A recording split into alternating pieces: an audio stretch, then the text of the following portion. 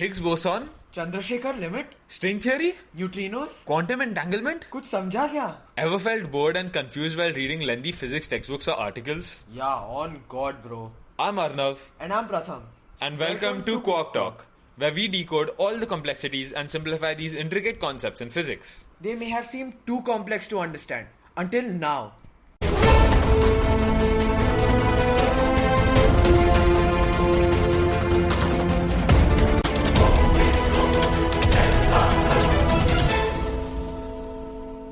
Most processes in our universe are time reversible, meaning physics behaves the same whether time moves forward or backward. Exactly. But people typically point to entropy as an exception to this. The second law of thermodynamics states that entropy or disorder always increases with time. But increasing entropy is an emergent property. It arises from the random movements of many particles. This leads to a fundamental question. Can fundamental particles themselves tell the direction of time? In other words, is there a physical process at the scale of individual particles that behaves differently depending on whether time flows forward or backward? And the answer to that is yes, there is. In particle physics, three major symmetries were once considered universal: charge, parity, and time. First of all, time symmetry suggests that interactions work the same way forwards or backwards. Charge symmetry implies that interactions remain unchanged if all the charges are swapped. That means there's nothing special about what we call positive charge versus negative. Yeah, like if we interchange the names, it doesn't matter. Yeah, they will still repel Yeah. or attract depending on whatever they are. Yeah. And parity symmetry means that the laws of physics are the same for the left and right-handed systems. A sort of a mirror symmetry where the universe's z direction is flipped and our right hand becomes our left.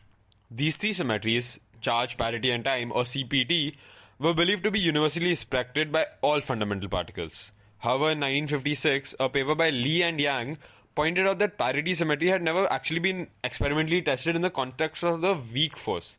Now, when we say weak force, we really mean The weak force that exists within weak nuclear force that exists within the nucleus of an atom, not the Yeah. weak force that you gently use to tap the back of your friend's head. yeah. So along with the strong nuclear force, that weak nuclear force, that one. Correct. So that year, physicist Chien-Shiung Wu, Bro, butchered the name again. yeah, but at least I tried. So Yeah. she stayed back behind at her Columbia University during the Christmas vacations, and she conducted an experiment to test whether the weak force would violate parity symmetry or not. What they basically measured in Wu's experiment was the direction in which electrons were emitted relative to the spin of the cobalt-60 nuclei.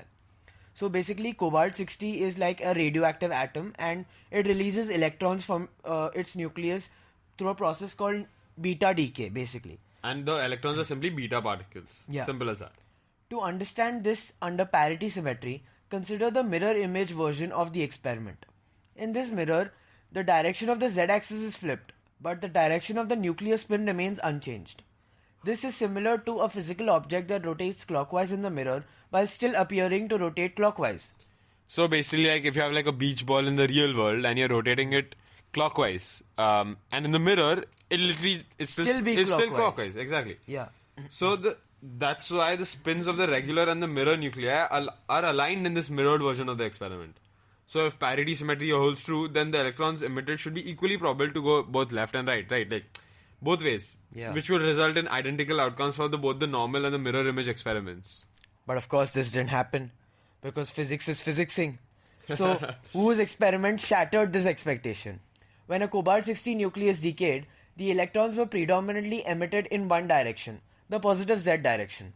And in this mirror experiment, this meant that electrons must fly in the opposite mirror positive z direction. This created a direct contradiction here. The normal experiment showed that electrons were emitted opposite to the direction of nuclear spin, while the mirror version showed them in the same direction. This discrepancy was a clear violation of parity symmetry. It was like Wu observed the behavior of a beach ball again or a spinning top in a mirrored world. So if the electrons from the cobalt-60 nuclei went one way, you'd know that you were in the mirrored world if you had an experiment, and if they went the other way, you'd know you're in the normal world. Correct. So kind of like if you're in a simulation kind of thing, except you don't know if you're in a simulation, you don't know. But if you are in a mirrored world versus normal world, you would come to know which world you were in due to this test. Yeah. And this wasn't just like a minor deviation. Electrons were predominantly emitted in one specific direction, which was contrary to what parity symmetry would predict. So that discovery again dismantled the long-standing assumption that parity symmetry exists, and that again led to Wolfgang Pauli, like, who was very famous and a leading physicist and even a Nobel laureate, Yeah. just dismissing Wu's results as complete nonsense. Yeah, he doubted the very validity of her experiment, but an independent replication of her findings confirmed the results in 1957, marking a revolutionary shift in physics. The universe wasn't actually as symmetrical as once thought, right? It mattered whether particles were left or right-handed. And this challenged theorists' assumptions about symmetry. The discovery earned the Nobel Prize in Physics, highlighting a profound moment in the history of science. And faced with this realization, physicists proposed a workaround. They suggested that while parity was violated, the larger symmetry of charge parity would still hold. This meant that in a mirror image, not only would the axes flip, but the particles would also swap with their corresponding antiparticles, reversing their charges. This restored the symmetry and provided some theoretical comfort to the physicists. Yeah, they were like kind of hopeless at that time. Almost. They had to do it. Yeah. But in 1964, further experiments revealed violations of the combined charge parity symmetry. And this again earned another Nobel Prize, marking the second major symmetry violation. These discoveries again forced physicists to reassess their models. Two key rules of nature were broken: parity and charge parity symmetry. Physicists then turned to the combined symmetry of CPT, their like last hope or the last resort. Whatever you want to call it. So that includes charge parity and time altogether. So they argued that while parity and charge parity both were violated, charge parity and time together, their symmetry would remain intact. Yeah. The implications are profound. If CPT would be violated, then it would be a major overhaul of the foundational principles of physics, like special relativity or quantum field theory, QFT. Oh god, no, we can't do this again, man. Come on. Yeah, I mean, that's a lot of work, right? Yeah. These are some of the biggest, most unresolved mysteries in modern physics. And if CPT is actually violated, the theoretical frameworks of the last century may need to be revised. So that's a whole century's work just gone in vain. Again, that's a lot of work. Yeah, and perhaps one day, another physicist will abandon their vacation to unlock these mysteries, fundamentally reshaping our understanding of the universe. So, with that good note aside, let's assume that CPT is a true symmetry, okay? Okay. The implications are significant. If we know that CP can be violated, but CPT cannot, then time symmetry must also be broken. Otherwise, there would be no way for the combined three-way symmetry to be maintained while two of the sub-symmetries are broken. And experiments have shown that some particles can directly break time symmetry. Wait, what? Yeah. For instance, when quarks are bound together by the strong force, when they switch between different arrangements via the weak force, the transition happens at different rates depending on the direction of time. And quarks are episode 1, okay? Quark talk? Quark talk, come on. Yeah. So, this difference becomes visible if you were trying to record the event and play it forwards versus backwards. And this phenomenon reveals that certain fundamental particles can inherently distinguish between the passage of time. And this challenges our conventional understanding of quote-unquote the arrow of time. Wow. Big words, right? Yeah.